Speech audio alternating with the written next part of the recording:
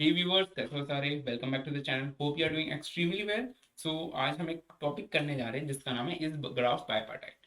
तो अगर आप ग्राफ की सीरीज को फॉलो करते हुए आ रहे हैं तो ये क्वेश्चन एक बहुत अच्छे लेवल का क्वेश्चन है और ये इंटरव्यूज में डायरेक्टली आस्क क्वेश्चन है। अगर आप इस क्वेश्चन पर डायरेक्टली कहीं से आए हो तो ये मेरी रिक्वेस्ट है कि आप जाओ और पुरानी वीडियोस देख कर आएँ, क्योंकि ये जो क्वेश्चन है ये पुराने कंसेप्ट पर ही बेस्ड है। So without wasting time directly move on to the question. तो इस क्वेश्चन में बोला है कि इस ग्राफ बायपार्टाइट। तो बायपार्टाइट इसमें वर्ड यूज कर रहा है, तो पहले हमें ये पता होना चाहिए कि बायपार्टाइट होता क्या है। अगर हम यही नहीं पता होगा तो हमें चाहे कितना ही ग्राफ आता हो हम इसको सोल्व भी नहीं कर सकते, क्योंकि हमें एक्चुअली मीनिंग ही नहीं पता क्वेश्चन कहना क्या चाह रहा है। ठीक है, तो सबसे पहले ग्राफ बायपार्टाइट का मतलब समझने के लिए क्या करते हैं कि मैं एक फॉर्मल सी डेफिनेशन बोलता हूँ और उसके बाद उस डेफिनेशन को ब्रेक करके समझने की कोशिश करेंगे। तो डेफिनेशन कुछ इस तरह है कि a graph is said to be a bipartite if it is possible to divide the vertices into two mutually exclusive and the exhaustive subsets, okay, such that such that all the edges are across the sets, no edge should lie within the set, okay। तो मुझे उम्मीद है कि बहुत सारे लोगों को ये जो मैंने डेफिनेशन बोली है समझ नहीं आई होगी। ठीक है, मुझे भी नहीं आई थी, कोई बड़ी बात नहीं। पर अब क्या करते हैं, हम इसको छोड़ेंगे नहीं ऐसे ही। हम इस डेफिनेशन को ब्रेक करके एक डीप इनसाइड इसकी समझने की कोशिश करेंगे। उसके बाद हम इस क्वेश्चन पे मूव ऑन करेंगे। तो भाई मैंने कहा कि मैंने बोला कोई भी ग्राफ है उसको हम बाइपार्टाइट तभी बोलेंगे जब पॉसिबल हो कि मैं उसकी सारी वर्टिसेस को डिवाइड कर पाऊँ दो सेट्स के अंदर, और उस सेट की कुछ प्रॉपर्टीज होंगी। ठीक है, तो भाई हमें इतना पता चल गया कि हमें यहाँ पे एक ग्राफ दिया है और हमें वो सारी वर्टिसेस लेके उनको किसी दो सेट्स के अंदर डालना है। ठीक है, और उन सेट्स के अंदर डालने के बाद हमें उसमें कुछ प्रॉपर्टीज होल्ड करवानी है। वो प्रॉपर्टीज क्या है पहले वो डिस्कस कर लेते हैं। देखो, एक प्रॉपर्टी होती है एग्जॉस्टिव की प्रॉपर्टी।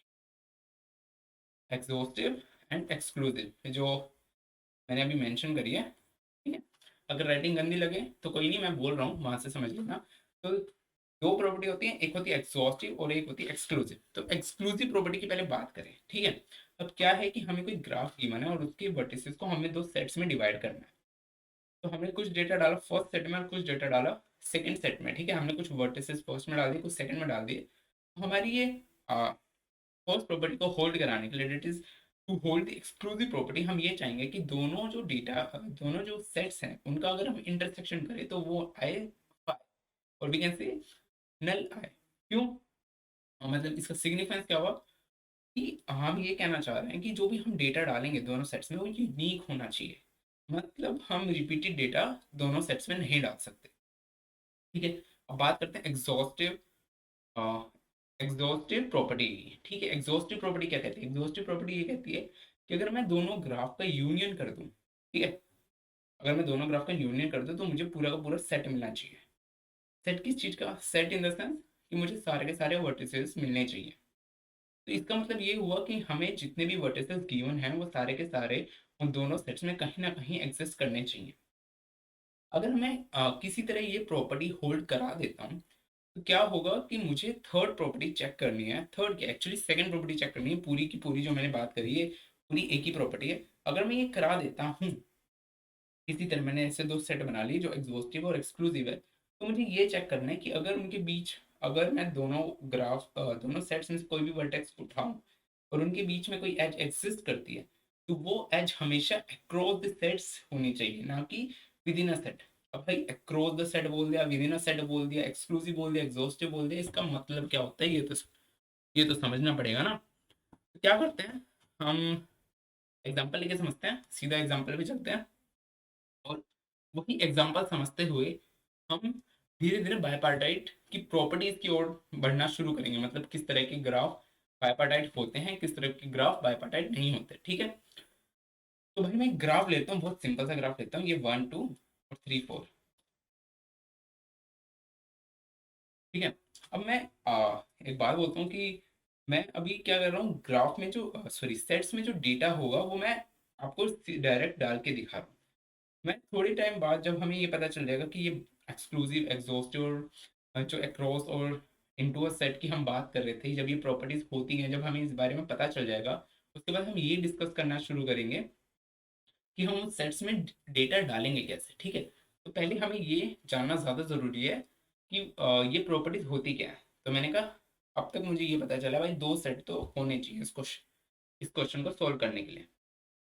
मतलब क्वेश्चन को सोल्व करने के लिए मतलब इमेजिनेशन, इस क्वेश्चन की इंट्यूशन जानने के लिए ये कहना चाह रहे हैं कि हमें जो डेटा है वो दो सेट्स में डालना है, इस तरह डालना है अ, कि जो डेटा है वो एक्सक्लूसिव और एग्जॉस्टिव हो, म्यूचुअली एक्सक्लूसिव और म्यूचुअली एग्जॉस्टिव हो। तो मैंने कहा ठीक है भाई, मैं ऐसे डेटा डाल देता हूँ, 2 4 यहाँ डाल दिया, 1 3 यहाँ डाल दिया।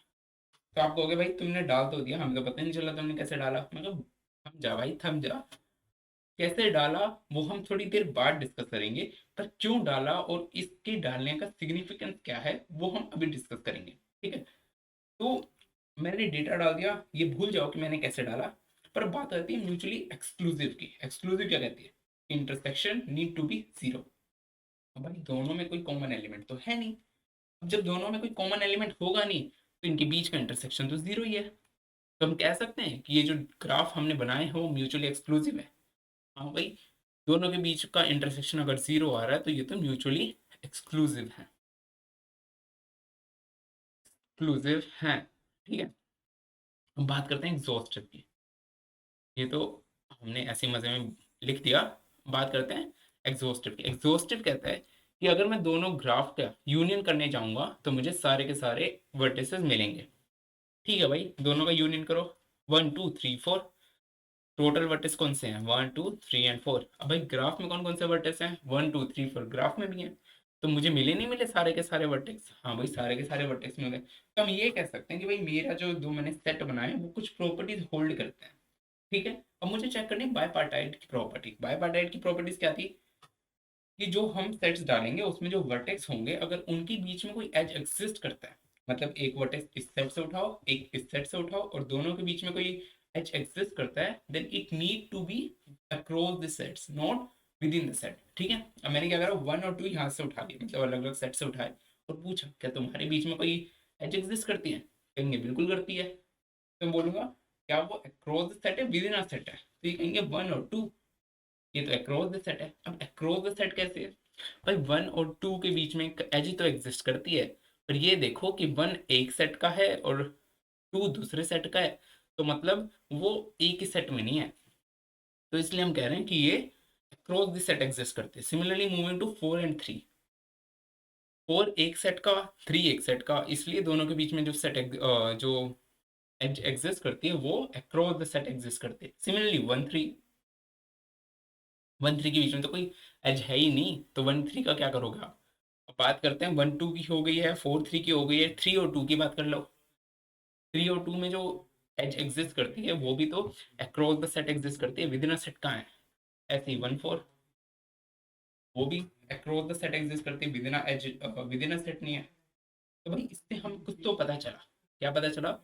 कि म्यूचुअली एक्सक्लूसिव क्या होता है, म्यूचुअली एग्जॉस्टिव क्या होता है। और जब हम कोई किसी ग्राफ को किसी ऐसे दो सेट्स में हम डाल दें जो म्यूचुअली एक्सक्लूसिव और एग्जॉस्टिव हो, तो हमें ये पता चल गया कि हमें क्या प्रॉपर्टीज उसमें चेक करनी है। ठीक है, तो ये हो गया फर्स्ट केस। आई होप अब आपको समझ आ गया होगा कि एक्सक्लूसिव क्या होता है, एग्जॉस्टिव क्या होता है, और जब हम ऐसे सेट बनाते हैं तो हमें कौन सी बायपार्टाइट की प्रॉपर्टीज चेक करनी है। अब क्या करते हैं, एक दूसरा ग्राफ लेके इसी को समझने की कोशिश करते हैं। ठीक है, तो मैं यहाँ पे ग्राफ लेता हूँ 4 5 6। तो ये दो ग्राफ हैं। ठीक है, और मैं डेटा डाल देता हूँ इन दो सेट्स के अंदर, 4 यहाँ, 5 यहाँ और 6 यहाँ। ठीक है, अब आप फिर वही बोलोगे कि भाई तुमने डेटा डाला तो डाला कैसे? मैं कहूँगा कि समझा भाई, थोड़ी देर में अपने आप पता चल जाएगा कि डेटा डाला कैसे।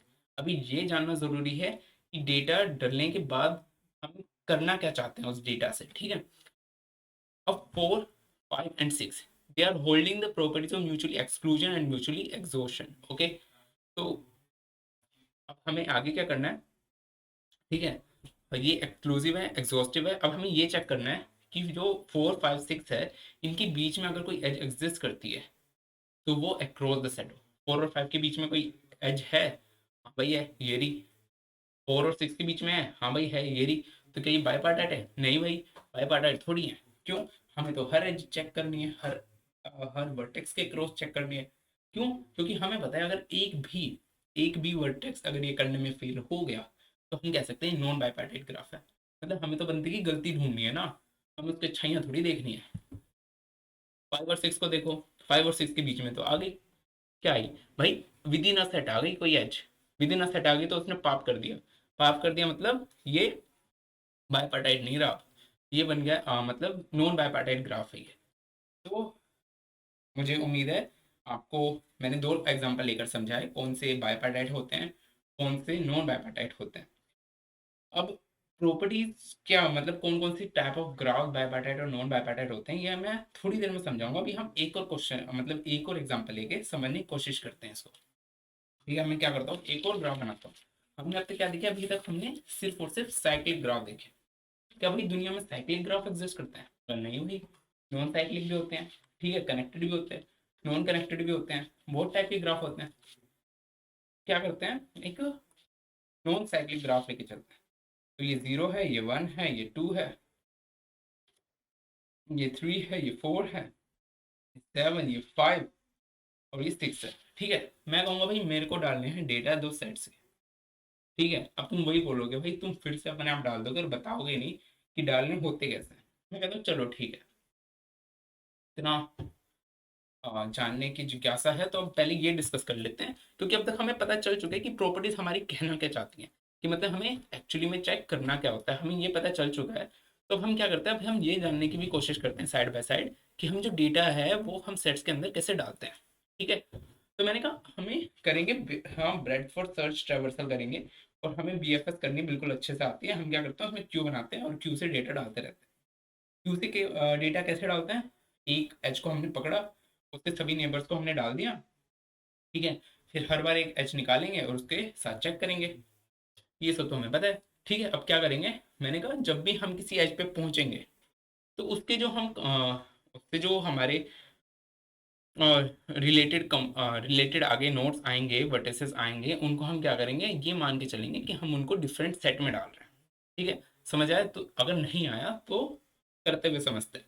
सबसे पहले मैं 0 पे पहुंचा, मैंने कहा 0 पहला सेट है, सॉरी पहली वर्टेक्स है। इससे पहले तो हमने कोई ली ही नहीं, मतलब किसी पे ट्रैवर्सल किया ही नहीं।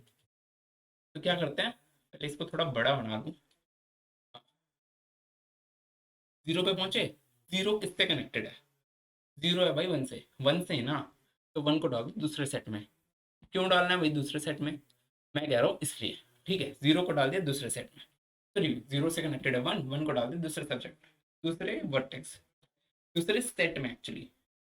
अब हम 1 पे पहुंचे। ठीक है, 1 से पूछा भाई तेरे से कनेक्टेड वर्टेक्स कौन कौन से हैं। फिर से मेरे पास 2 कनेक्टेड वर्टेक्स हैं, 2 और 3। तो हम ये कहेंगे भाई 2 और 3 को डाल दो। चलो मैं ओड और इवन लेके चलता हूँ, ओड और इवन की वैसे जरूरत नहीं, बट स्टिल मैं ओड और इवन को नाम दे देता हूँ। तो हम कहेंगे कि ठीक है, इवन वाले वर्टेक्स में डाल दे, सॉरी ओड वाले वर्टेक्स में डाल दे। ठीक है, तो ये क्या 1 क्या करेगा, 3 और 2 को, ये लो 2 और 3 को ओड वाले वर्टेक्स में डाल देगा। ठीक है, अब 2 से पूछा भाई तेरे से कौन कौन कनेक्टेड है, 2 बोलेगा मेरे से तो कोई कनेक्टेड ही नहीं है, मैं तो सिंगल बंदा हूँ। तो हमने 3 से पूछा तेरे से कौन कनेक्टेड है, 3 4 को इवन वाले वर्टेक्स में डाल देगा। और 4 से पूछा भाई 4 तेरे से कौन कौन कनेक्टेड है, 4 बोलेगा 7 5 6, 7 5 और 6 को हमने ओड वाले वर्टेक्स में डाल दिया। तो यहाँ से आपको समझ आया होगा कि हमारे दोनों सेट्स में कुछ कुछ डेटा आ चुका है। अब ये डेटा कैसे आया वो आपको समझ आ गया है कि हम कुछ नहीं करते, हम ब्रेड फर्स्ट ट्रेवर्सल करते हैं और हम ये मान के चलते हैं कि जिस एज पे हम हैं उसके सभी नेबर्स को हम दूसरे सेट में डालेंगे।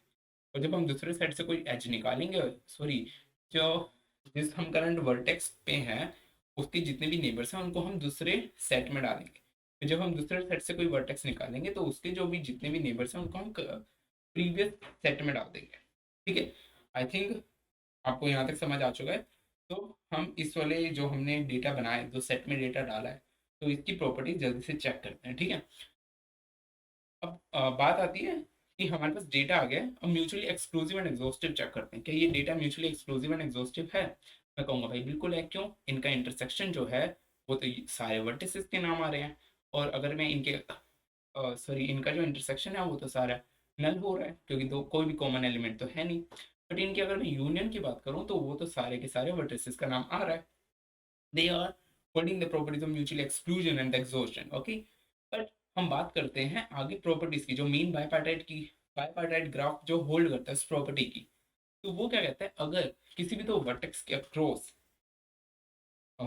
अक्रॉस कोई एज एग्जिस्ट करती है, then it must be necessary कि एक वर्टेक्स एक सेट से हो, दूसरा वर्टेक्स दूसरे सेट से हो, मतलब वो एज हमेशा अक्रॉस द सेट्स हो, वो एज कभी भी विद इन अ सेट ना हो। तो हम यहाँ देख सकते हैं 0 से 1 एक एज एग्जिस्ट करती है, बट ये अक्रॉस द सेट है। सिमिलरली 1 से 2 एक सेट एक एज एग्जिस्ट करती है, बट ये अक्रॉस द सेट है। सिमिलरली 3 से 1, मतलब ये है तो सही भाई, अक्रॉस द सेट ही तो है। 3 से 4, मतलब ये अक्रॉस द सेट ही तो है। 4 से 7 अक्रॉस द सेट। 5 से 7 across the set. Sorry, 5 to 4, 6 to 4 across the set. तो हमें यहाँ से पता चला क्या ये प्रॉपर्टी होल्ड कर रहा है। भाई प्रॉपर्टी बिल्कुल होल्ड कर रहा है ये। क्या मैं एक कंक्लूजन बोलने जा रहा हूँ, ठीक है। उस कंक्लूजन पे गौर करना, और उसके बाद हम उस कंक्लूजन को, जो भी मैं हम कंक्लूजन बोलेंगे उसको प्रैक्टिकली इंप्लीमेंट करके देखेंगे कि जो भी मैंने बात बोली वो बिल्कुल सही बोली है, या मैंने ऐसे ही फ्लो फ्लो में आके कुछ भी बोल दिया, ठीक है। तो मैं ये कह सकता हूँ कि जो भी असाइक्लिक ग्राफ होते हैं, मतलब जिसमें साइकिल एग्जिस्ट नहीं करती, जैसे हमारे ये ग्राफ था इसमें कोई साइकिल एग्जिस्ट नहीं करती, ठीक है। अब अगर कोई भी ऐसा ग्राफ होता है तो वो हमेशा बायपार्टाइट होगा। तो आपने कहा भाई ऐसे कैसे कह सकते हो, ये वाला तो चलो केस आ गया इसलिए इसमें बायपार्टाइट हो गया, ठीक है। अगर ऐसा कोई केस है जिसमें बायपार्टाइट नहीं है असाइक्लिक ग्राफ, तो हम ऐसे थोड़ी मान सकते हैं। तो मैं कहूँगा नहीं भाई, सारे के सारे ग्राफ जो असाइक्लिक होते हैं वो हमेशा बायपार्टाइट होते हैं। तो इतना प्रूफ, मतलब इतना कॉन्फिडेंस किस बात पे, इतना कॉन्फिडेंस इस बात पे कि उसमें कभी भी साइकिल एग्जिस्ट नहीं करती, ठीक है। मतलब साइक्लिक में ऑब्वियसली साइकिल एग्जिस्ट नहीं करती, और यहाँ पे हम हर ग्राफ, मतलब हर वर्टेक्स के लिए इक्वल अपॉर्चुनिटी होती है कि वो अपने जो भी नेबर्स हैं उनको दूसरे सेट में डाल सके, ठीक है। कोई भी नोड जो होगी वो रिपीटेडली एक्सेस नहीं होती, ठीक है। मतलब यहाँ से अगर मैं 0 से बात करूँ 3 को डालने की, तो वो हमेशा एक बार एक्सेस ही होगी 3 डालने के लिए।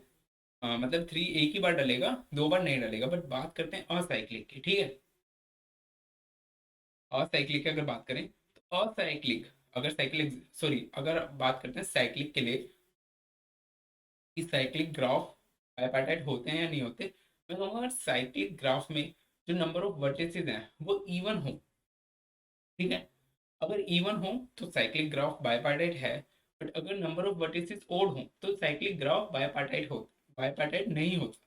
मैंने भाई इतने कॉन्फिडेंस से कह दिया, तो ऐसा कैसे हो सकता है। मतलब हमने 3 एग्जांपल देखे अभी तक, ये था असाइक्लिक का, हमने एक साइक्लिक ग्राफ के 2 एग्जांपल देखे जिसमें हमने एक ओड वर्टेक्स देखा है जिसमें 4 वर्टेक्स थी, सॉरी जिसमें 3 वर्टेक्स थी। हमने एक इवन वर्टेक्स का देखा है जिसमें 4 वर्टेक्स थी। तो हमें ये पता चला था भाई इवन वाला जिसमें 4 वर्टेक्स थी, 0 1 2 3 4, वो बायपार्टाइट था। बट ओड वर्टेक्स वाला जिसमें 3 वर्टेक्स थी, 4 5 6, वो बायपार्टाइट नहीं था। भाई ये तो हमने छोटे छोटे एग्जाम्पल ले लिए, बड़े बड़े ग्राफ में भी यही होता होगा क्या, अच्छे से मान लें, ठीक है। ऐसे ऑब्वियसली हम नहीं मान सकते, तो अब हम क्या करेंगे, इसके प्रूव करके देखते हैं, मतलब इन द सेंस इसको समझ के देखते हैं डिफरेंट डिफरेंट ग्राफ्स के ऊपर कि ये रियलिटी में एग्जिस्ट करता है या नहीं करता। भाई देखो असाइक्लिक जो है उसका तो मेरे को पक्का से पता है कि वो तो बायपार्टाइट होगा होगा। तो ये तो केस हमें समझने की जरूरत है नहीं, ठीक है। बट कंफ्यूजन कहाँ आती है, कंफ्यूजन आती है साइक्लिक ग्राफ में कि ओड वर्टेक्स वाला हो पा रहा है, मतलब ओड वर्टेक्स वाला नहीं हो पा रहा बायपार्टाइट, पर इवन वर्टेक्स वाला बायपार्टाइट हो पा रहा है, मतलब ऐसा क्यों हो पा रहा है, ठीक है। तो ये समझने की अभी कोशिश करते हैं। तो हम एग्जाम्पल ये समझ रहे थे, तो सबसे पहला हम एग्जाम्पल जो समझेंगे वही हम एक ग्राफ बनाते हैं। ये हमने एक ग्राफ बनाया 0 1 और 2, ठीक है। हमें पता है भाई, हमने पहले एक डिस्कशन करी और उसमें हमें पता चलता है कि ये नॉन बायपार्टाइट है, ठीक है। ये बायपार्टाइट ग्राफ नहीं है। तो अब समझने की कोशिश करते हैं, क्योंकि अब हमें पता चल जाएगा कि हम बीएफएस से हम डेटा कैसे डालते हैं सेट्स में, हमें ये भी पता है। तो एक बार पूरा कोड करके, मतलब कोड नहीं एक्चुअली, एक ड्राई रन टाइप करके देखते हैं और कि कैसे ये नॉन बायपार्टाइट ग्राफ। तो मैंने क्या कहा भाई, सबसे पहले मैं 0 वर्टेक्स पे हूँ। 500 फार की अगर मैं बात करूँ तो 0, क्योंकि अब तक 0 ही एक्सेस करा है। और कौन से लेवल पे हूँ मैं, तो 0th लेवल पे हूँ, ठीक है। तो मैंने कहा ठीक है, यहाँ से इसके 2 नेबर्स हैं, क्या है, एक तो 1 है 2 है।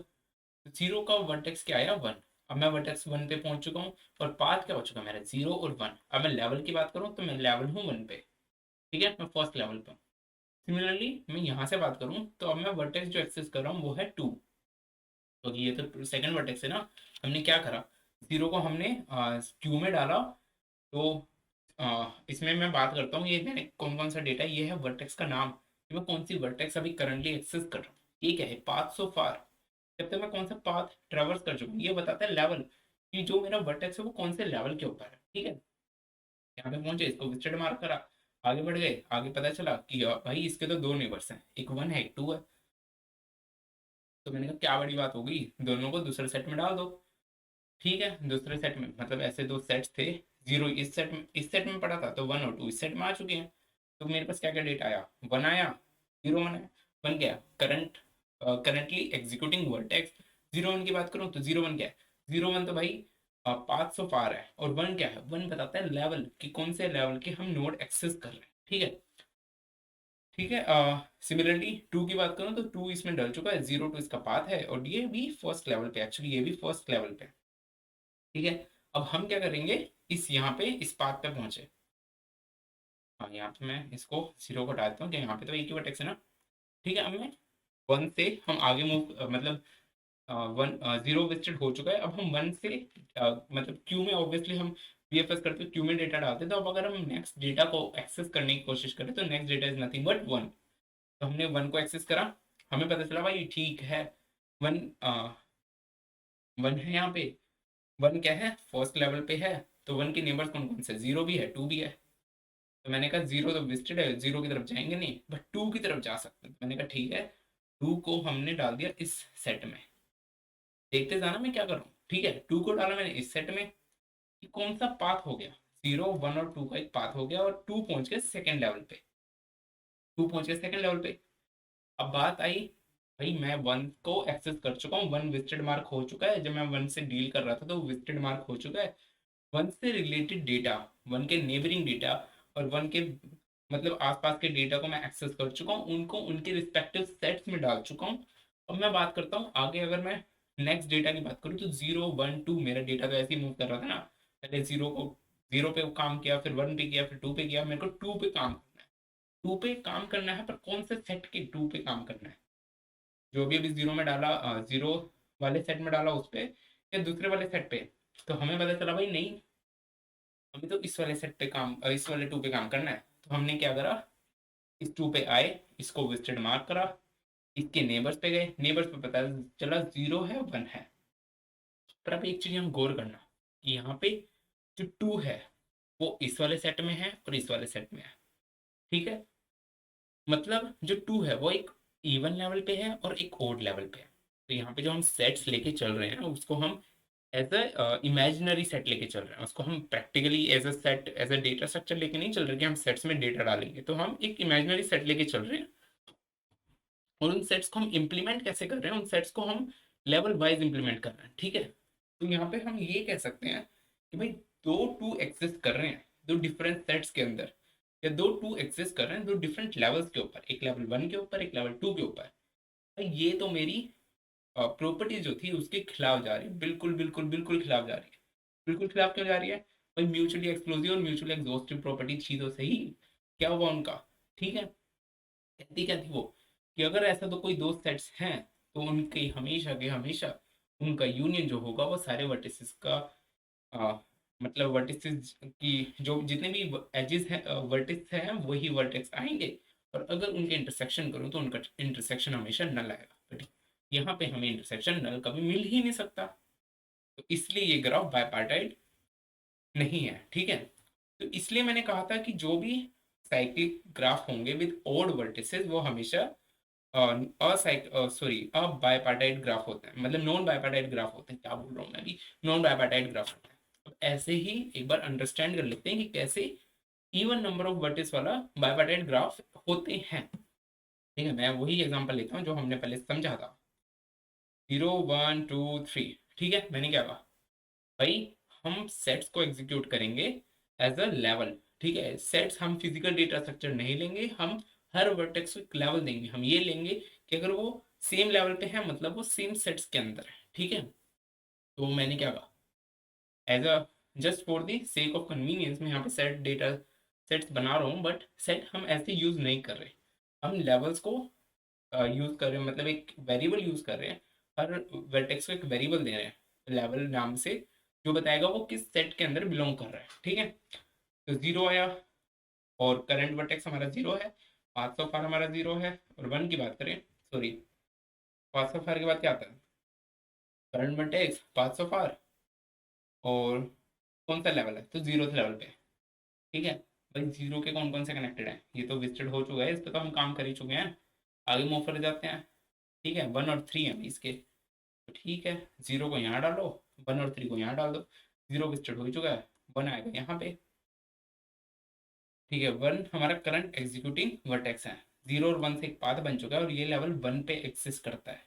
सिमिलरली जो हमारे वर्टेक्स होगा यहाँ पे, वो करंट एग्जीक्यूटिंग वर्टेक्स होगा हमारा थ्री, जीरो से थ्री पाथ है, और ये हमारे लेवल वन पे एक्सिस्ट करता है। ठीक है, आई होप आपको अब तक समझ आ रहा होगा कि हम क्या कर रहे हैं। ठीक है, ऐसा कुछ रामायण या महाभारत ऐसी लंबी चौड़ी कुछ चल नहीं रही है, बहुत ही सिंपल शब्दों में बात हो रही है कि हम क्या करें, करंट एग्जीक्यूटिंग वर्टेक्स हम एक नॉर्मल ब्रेथ फोर्स ट्रेवर्सल कर रहे हैं, उसमें हम हर वर्टेक्स को एक क्या कहते हैं लेवल असाइन करते हुए जा रहे हैं, जो ये दर्शाना चाह रहे हैं कि हम उसको किस सेट के अंदर डाल रहे हैं। ठीक है, फिर हमने क्या उठाया भाई, अगर मैं इसके फ्लो की बात करूं तो नेक्स्ट एलिमेंट जो एग्जीक्यूट होगा वो कौन सा होगा, ऑब्वियसली वन होगा, तो वन को उठाते हैं और वन से बात करते हैं। वन को बोला हमने सबसे पहले, भाई तू विजिटेड हो जा, विजिटेड होती हमने बोला कि अब ये बताओ कि तुम्हारा नेबर कौन कौन सा है, इसने कहा भाई दो, टू और जीरो मेरा नेबर है। जीरो एग्जीक्यूट नहीं हो सकता क्योंकि वो ऑलरेडी विजिटेड है, तो टू पे वर्क करते हैं, टू पे पहुंचे, जीरो टू, और मतलब जीरो वन और टू, क्योंकि ये हमारा पाथ बनेगा और ये आएगा लेवल टू पे, तो हमने इसको डाला इस वाले वर्टेक्स में। ठीक है, अब बात करते हैं थ्री से, थ्री पे पहुंचे, क्योंकि वन के बाद थ्री को ही तो एग्जीक्यूट करेंगे। थ्री से पहुंचने के बाद हमने जब इससे पूछा तो हमने बोला भाई कौन से वर्टेक्स, मतलब कौन से लेवल पे हो, तुम्हारे नेबर्स कौन कौन से हैं, टू ऑलरेडी विजिट हो चुका है। थ्री से पूछा हमने भाई तुम्हारे कौन कौन से नेबर्स हैं, तो इसने कहा मेरा भी, सॉरी एक्चुअली टू कैसे विजिट हुआ है कि हमने टू पे तो काम किया ही नहीं, हमने तो टू को सिर्फ और सिर्फ इसी सेट के अंदर डाला है, हमने टू के साथ अभी कुछ बातचीत करी नहीं है। ठीक है, हम वन से बातचीत कर चुके हैं, उसको विजिट मार्क कर चुके हैं, अभी हम थ्री पे वर्क कर रहे हैं, थ्री को विजिट मार्क कर देते हैं, और थ्री के नेबर से पूछते हैं भाई तुम्हारे नेबर कौन कौन से, इसने कहा जीरो है वो ऑलरेडी विजिटेड है, और टू से बात कर लो तुम, तो टू पे गए तो हमारा पाथ बनता है जीरो थ्री टू, और ये भी आएगा लेवल टू पे। बट अब आप यहाँ एक चीज देख सकते हो कि यहाँ जो वन वाला वर्टेक्स है वो भी मुझे टू एज अ नेबर देता है, जो थ्री वाला वर्टेक्स है वो भी मुझे टू एज अ नेबर देता है, पर यहाँ पे जो टू है वो मुझे एक ही लेवल पर मिलते हैं, मतलब कि वन जो है और जो थ्री है वो बोलते हैं भाई मेरे नेबर टू है तो सही, पर वो एक ही लेवल पे है, मतलब कि मैं किसी भी वर्टेक्स से स्टार्ट करूं, अगर वो सोर्स और डेस्टिनेशन का मैं एग्जांपल लूं, तो किसी भी वर्टेक्स से स्टार्ट करूं तो इवन नंबर ऑफ वर्टेक्सेस वाले केस में मेरे को चाहे मैं लेफ्ट से जाऊं या राइट से जाऊं, मतलब मैं ये वाला पाथ फॉलो करूं या ये वाला पाथ फॉलो करूं, मेरे को ज्यादा समय नहीं लगेगा, मेरे को इक्वल नंबर ऑफ आइटरेशंस लगेंगे, मतलब इक्वल नंबर ऑफ वर्टिसेस से डील करना पड़ेगा, इसलिए वो ग्राफ बायपार्टाइट होता है, मतलब इक्वल नंबर ऑफ एलिमेंट्स आएंगे यहाँ पे। ठीक है, और यहाँ पे हम देख सकते हैं सेम लेवल पे दोनों जो वर्टेक्स हैं वो आती हैं। तो मुझे उम्मीद है आपको ये समझ आया होगा कि कैसे जो साइक्लिक ग्राफ होता है, ये जो था वो साइक्लिक ग्राफ था, और वो किन कंडीशंस में बायपार्टाइट होता है और किन कंडीशंस में बायपार्टाइट नहीं होता। अब कौन कौन सी कंडीशंस थी, जब इवन नंबर ऑफ वर्टिसेस होती हैं, जैसे इस केस में इवन नंबर ऑफ वर्टिसेस थी तो वो बायपार्टाइट होता है, वो क्यों होता है वो हम यहाँ करके देख चुके हैं, और क्यों नहीं होता वो हम पिछले वाले केस में करके देख चुके हैं। और जब ए साइक्लिक ग्राफ की बात आती है तो वो तो हर केस में, हर केस मतलब एक ही केस बनता है उसके पास, क्योंकि इवन और ओड पे तो कोई चक्कर है ही नहीं वहाँ पे, तो मतलब वो हमेशा ही बायपार्टाइट ग्राफ होता है। ठीक है, तो चलो अब क्या करते हैं, इसका कोड लिख के आगे मूव ऑन करते हैं और कोड लिखते हैं इसका। तो ये हमारा पेप कोडिंग का पोर्टल है, और मैं यहाँ पे इसको फुल स्क्रीन कर देता हूँ ताकि आपको कोड और अच्छे से दिखे। तो ये हमारे पेप कोडिंग का पोर्टल है, यहाँ पे हम कोड कर। तो सबसे पहले हम मेन फंक्शन में अपना काम करते हैं, वही यूजुअल जो हर बार करते हैं। सबसे पहले एक विजिटेड वेक्टर बना देते हैं, ठीक है। इस बार जो हम विजिटेड वेक्टर बनाएंगे वो इन टाइप का बनाएंगे, ये कौन रह गया, वेक्टर बनाएंगे वो इन टाइप का बनाएंगे। अब इन टाइप का हमने भाई अब तक तो हम बूलियन बनाते आ रहे थे, इस बार क्या हो गया, जो हम इंट बना रहे हैं हम वो इंट इसलिए बना रहे हैं ताकि हम वो लेवल जो स्टोर कर रहे थे वही क्लास में स्टोर करने के साथ, मतलब हर एक वर्टेक्स के साथ एक लेवल बनाने के साथ साथ हम ये पता रखें कि जो पिछला एग्जीक्यूट हुआ था वो कौन सा लेवल पे एग्जीक्यूट हुआ था, मतलब जो पिछला वर्टेक्स एग्जीक्यूट हुआ है वो कौन से लेवल का वर्टेक्स एग्जीक्यूट हुआ था। इसलिए हम इसको इन टैब का बना रहे हैं, ठीक है। इसका नाम वही विजिटेड रखते हैं, विजिटेड शायद बताते हैं वही वर्टिसेस -1, ठीक है। अब सिंपल सा काम है, हमें चेक करना है सारी की सारी वर्टिसेस के लिए i equals to 0, i is less than vertices I plus plus if visited। अब तक हम क्या करते थे, हम ये चेक करते थे कि अगर वो एग्जीक्यूट हुई है या नहीं, फॉल्स है या नहीं। बट इस टाइम हमारे यहाँ पे -1 डेटा है, ठीक है, क्योंकि हमने इंटीजर टैप करना। तो हम ये चेक करेंगे कि वो जो वर्टेक्स हम एक्सेस कर रहे हैं उसका जो डेटा है वो -1 है या नहीं, वो इक्वल्स टू -1 है या नहीं। अगर -1 होगा तो हम उससे बात करेंगे, ठीक है। विजिटेड आई इक्वल्स टू -1 है या नहीं, तो सीधा फंक्शन कॉल करते हैं और एक बूलियन वेरिएबल में आंसर स्टोर कर लेते हैं, एब्सोल्यूट नहीं, आंसर आंसर स्टोर करते हैं। फंक्शन का नाम होगा बाय पार्ट राइट, बाय पार राइट।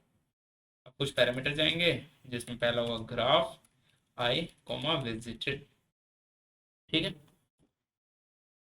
तो आंसर फॉल्स, मतलब अगर मेरा किसी भी वर्टेक्स के लिए आंसर फॉल्स आ जाता है, फिर ऊपर से आंसर मेरा फॉल्स आ जाता है तो मुझे कुछ नहीं करना भैया, उसी टाइम सी आउट फॉल्स कर दो, क्योंकि हमारी सिंपल सी अप्रोच है, हमें उसकी गलती ढूंढनी है। वो गलती चाहे पहली बारी में मिले या आखिरी बारी में मिले, गलती गलती है, हम उसके आगे उसको माफ नहीं करेंगे, ठीक है। और अगर हमें लास्ट तक पता नहीं चलता कि भाई वो वर्टेक्स मतलब हमें उसकी गलती नहीं मिलती लास्ट तक, तो हम क्या करेंगे, ट्रू प्रिंट कर देंगे और रिटर्न 0, ठीक है। It's fine till now. अब हमें क्या करना है, सबसे पहले तो हम जैसे जावा में पेयर क्लास बनाते थे, तो यहाँ पे भी हम एक पेयर क्लास बनाएंगे। अब पेयर क्लास क्यों बनाएंगे भाई, हमने अभी तो किया था थोड़ी देर पहले ड्राई रन, जिसमें पता चला कि हम 3 वैल्यूज से डील कर रहे थे। क्या, जिस भी हम वर्टेक्स को जा रहे थे उसमें हम वर्टेक्स का डेटा स्टोर कर रहे थे, पाथ तो पाथ स्टोर कर रहे थे और उसका लेवल स्टोर कर रहे थे। भाई हमें इतने की जरूरत क्या है, ठीक है। देखो जरूरत तो कोई नहीं है, कुछ नहीं है, बट हम क्वेश्चन को एज अ स्टैंडर्ड वे में करने के लिए तीनों डेटा को डील करेंगे, ठीक है। तो क्या करता हूँ मैं, यहाँ पे एक क्लास में बनाता हूँ पेयर टाइप की। तो यहाँ पे मैंने बनाई क्लास पेयर और पब्लिक, इसमें एक रहेगा इंटीजर सोर्स, एक रहेगा इसमें स्ट्रिंग पाथ सो फार,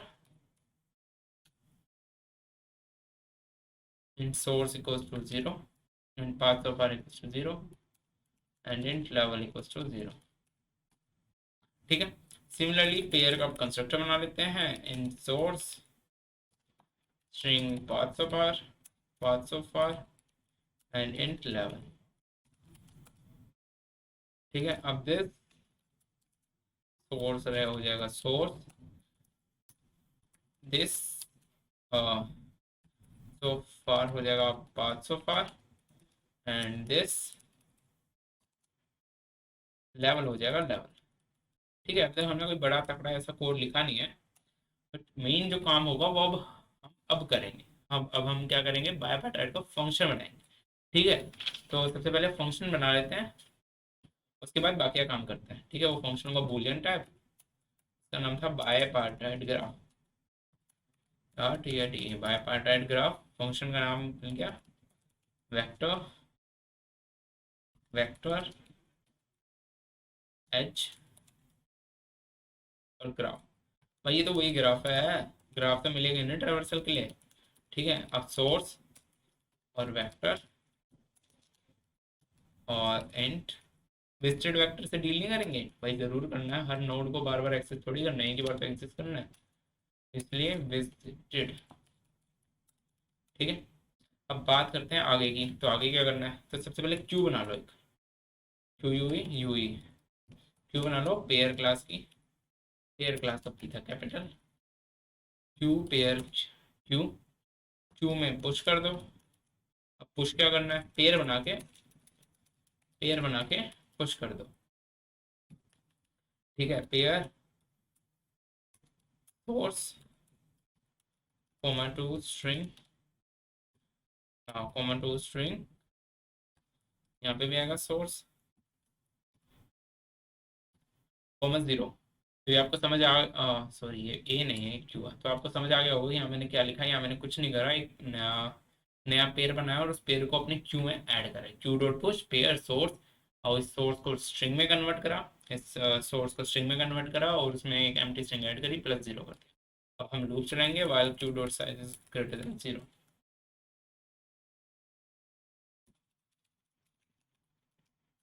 ठीक है, और नीचे से लूप चला while Q dot size greater than zero. अब हम ये वाला लूप चलाएंगे। लूप चलाते ही सबसे पहला काम ये होता है, सबसे पहला उस पेयर को निकालो जो वहाँ पे कब्जा करे बैठा है। Pair that q dot push था, क्यू डॉट पॉप किया, सॉरी क्यू डॉट फ्रंट किया, फ्रंट। ठीक है, क्यू डॉट फ्रंट किया, फिर क्यू डॉट पॉप किया, क्योंकि हमें पता है ये सी प्लस प्लस में क्यू डॉट पॉप हमें नल वैल्यूज रिटर्न करता है, इसमें कुछ होता नहीं है एक्चुअली। मतलब जो हमें चाहिए, हमें फ्रंट का डेटा चाहिए, वो डेटा ला के नहीं देगा हमें। ठीक है, अब हम एक कंडीशन लिखते हैं यहाँ पे। कंडीशन क्या होगी, अगर विजिटेड, ठीक है, विजिटेड में R E M dot source जो हमने अभी निकाला वो नोट इक्वल्स टू है -1 के। ठीक है, अगर ऐसा कुछ होगा तो हम कुछ काम करेंगे, अदरवाइज हम क्या करेंगे, उसको विजिटेड पहले ही मार्क कर देंगे और उसमें लेवल डाल देंगे। ठीक है, विजिटेड उसको पहले ही विजिटेड मार्क करते हुए उसमें लेवल डाल देंगे। तो पहले इफ पहले इफ का पार्ट नहीं, पहले नॉर्मल जो भी हमारा कोड होता है पहले वो डिस्कस कर लेते हैं। उसके बाद हमने इफ में जो लिखा है, मतलब अगर वो ऑलरेडी विजिटेड नहीं है तो हम क्या करेंगे, पहले फिर वो वाला केस डिस्कस करेंगे। ठीक है, तो इसके बाद क्या करना रह जाता है, एक लूप चलानी रह जाती है ताकि हम उसके नेबर पे भी काम कर सकें। वही मैं लूप चला देता हूँ, graph R E M dot source को लेके और चेक कर लूंगा विजिटेड, विजिटेड नेबर है या नहीं है। नेबर किसके, ई डॉट नेबर ही तो चाहिए। विजिटेड ई डॉट नेबर अगर -1 है या नहीं है, अगर नहीं है, अगर है मतलब वो विजिटेड नहीं है अभी तक, तो मैं उनको पुश कर दूंगा। पुश कैसे करूँगा, push pair E dot neighbour R E M dot paths of R plus to string, string में कन्वर्ट करके ऐड भी तो करना है। किसको करना है, ई डॉट नेबर को, जो नेबर है उसको। ठीक है, और लास्ट थिंग डेट है आर एम डॉट लेवल +1। ठीक है, और ये है, अगर ये सारा केस फेल होता है, ठीक है, मतलब ये दोनों सारा केस फेल होता है, तो हम क्या करेंगे, एक रिटर्न ट्रू कर देते हैं यहाँ पे लास्ट में, रिटर्न RETU रिटर्न ट्रू। अब उसकी बात करते हैं कि जो भी हम डेटा एक्सेस कर रहे हैं, जो भी हम नोड एक्सेस कर रहे हैं, अगर वो ऑलरेडी विजिटेड हुई, मीन्स -1 नहीं भी वो, तो हम क्या काम करेंगे, visited remember dot source is not equals to -1। तो हम एक कंडीशन और चेक करेंगे कि visited sorry if visited remember dot source कि जो हमने अभी विजिट कर रहे हैं, ठीक है, वो लेवल सेम ना हो। अगर वो लेवल सेम नहीं हुए तो हम क्या करेंगे, उस केस में हम फॉल्स रिटर्न कर देंगे। अगर दोनों के लेवल सेम नहीं हुए, अगर सेम लेवल पे हैं तो मतलब वो बायपार्टाइट ग्राफ एग्जिस्ट कर रहे हैं, देयर में भी पॉसिबिलिटी कि वो इवन नंबर वर्टिसेस हों उसमें। ठीक है, मुझे उम्मीद है आपको एक कोर्स समझ आया होगा। तो क्या करते हैं अब, इधर रन करने की कोशिश करते हैं, पर इसके और कोई एरर आए तो वो रिजॉल्व करेंगे साइड बाय साइड। तो यहाँ पहला एरर हमें आया है, एक्सपेक्टेड क्लास डेफिनेशन। अच्छा, मेरे ख्याल से हमने शायद क्लास बंद नहीं करी, मेरा टॉपिक सही था। सेमीकोलन हम लगाना भूल गए, ये और एरर आए हैं और इसको रिजॉल्व करते हैं। हमने कहा यहाँ पे रिटर्न हमने लिख दिया बट कुछ रिटर्न नहीं करा हमने, ठीक है। अच्छा, तो यहाँ पे हमने इंटीजर जो मेन फंक्शन बनाया वो int टाइप का बना था, यहाँ पे हम जीरो रिटर्न कर देते हैं, कोई बड़ी बात नहीं है। फिर से रन करके देखते हैं क्या एरर आएगा। अच्छा, हमारा एक्सेप्ट हो चुका है, हमारा आंसर है फॉल्स। अब इसको सबमिट करके देखते हैं कि ये सारे टेस्ट केसेस के लिए चलता है या नहीं है। अच्छा, अरे, तो मैं को एक बार लॉगिन करना पड़ेगा, मैं लॉगिन कर लेता हूँ। उम्मीद है हमारा कोड कहीं गया ना हो,